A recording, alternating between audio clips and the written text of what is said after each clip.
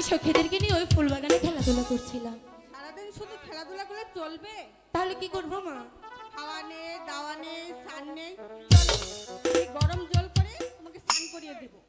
মা, তোমাকে একটি কথা বলার ছিল। কোনো কথা শুনবো না, পরে শুনবো। চলো। আগে শোনো তারপর যাবো। আমি বলছি তো, পরে শুনবো। চলো। আগে শোনো তারপর যাবো। ঠিক আছে, বলো। রাগ করবে না তো? না, রাগ করবো না, বলো। সখীরা কি বলছিল জানো? কি বলছিল? বলছিল সখী সবাই সানবান্দার ঘাটে যায়, শুধু আমরা যাই না। চল না আজ মার কাছ থেকে বিদায় নিয়ে আমরা সানবান্দার ঘাটে যাই। না, সানবান্দার ঘাটে যাওয়া যাবে না। কেন যাওয়া যাবে না? তুমি এখনো অনেক ছোট।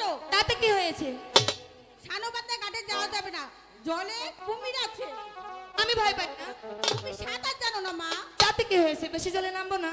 আমি বলছি তো, যাওয়া যাবে না, যাবে না, যাবে না। হাই গো বিদায়।